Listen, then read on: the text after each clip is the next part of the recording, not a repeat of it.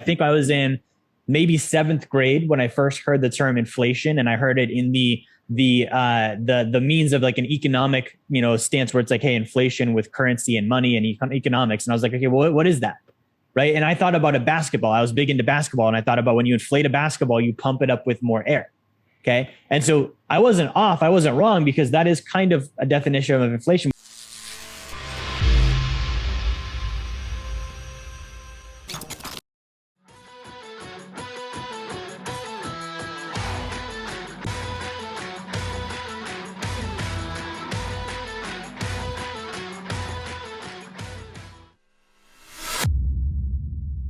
When we look at it with economics, the actual definition, if you look in the dictionary, is a general increase in prices, right? So that's one part of it. The second part of it is also, it says, and a fall in the purchasing value of money.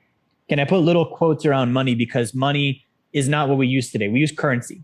Okay. Currency is a medium of exchange, not a store of value. Money would be both a medium of exchange, we exchange it back and forth, and also a store of value. The US dollar is not money, right? So this definition actually would be partially incorrect, because it's not money. We're talking about currency specifically, because we don't use money anymore. And that's part of what we'll cover tonight. But basically two parts of inflation.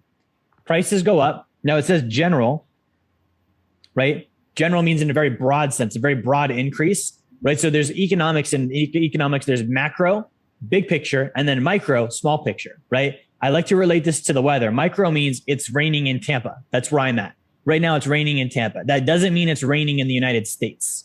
That would be macro. If the entire United States was raining and covered in precipitation, we could say, hey, the macro, climate of the United States is raining. It's not true though. Usually general, meaning macro, means generally everyone's prices went up. Doesn't matter what state you're in, doesn't matter what city you're in. In general, most prices went up. That's what it's saying here. Now, again, that's kind of an unrealistic statement, because in one area I can show you high prices in this country, and I can go to another area and another state and another city and show you low prices for the same thing, right? So this idea of inflation, it doesn't always apply across the board. And that's one of the first things that I want to talk about tonight is, when we hear inflation, it doesn't always mean you're experiencing it.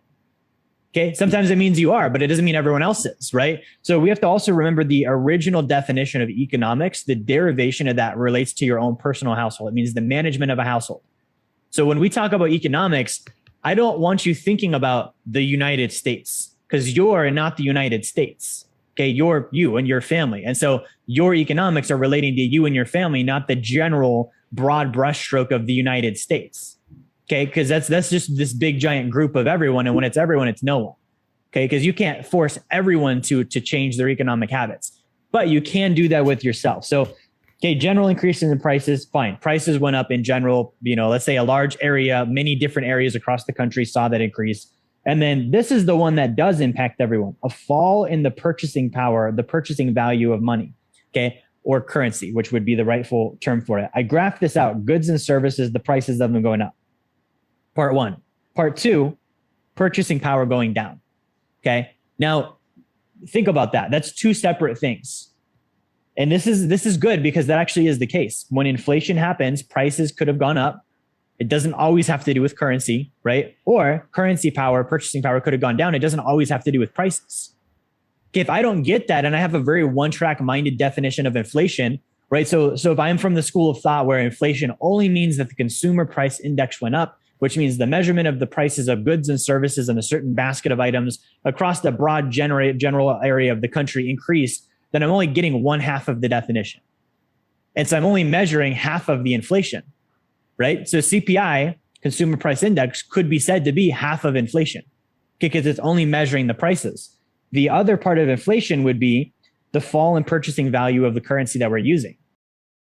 If you're wondering, what does Wealth Dynamics do? How can we actually help you? Number one, if you haven't gotten a copy of my book, Blueprint to Financial Freedom, grab one now. You can get that down in the comments in the video. You can get the link for that. Number two, we do a free course on Fridays on personal finance. Okay, you can also get the link for the description there too. And then finally, if you have a desire to start getting help walking through these different phases toward financial freedom, book a call with my team. Go to our website, set up a call. We're able to help out and answer questions. That's how we can help you. Thank you for watching. Like, share, subscribe. Make sure you turn notifications on, and I will talk to you guys on the next video.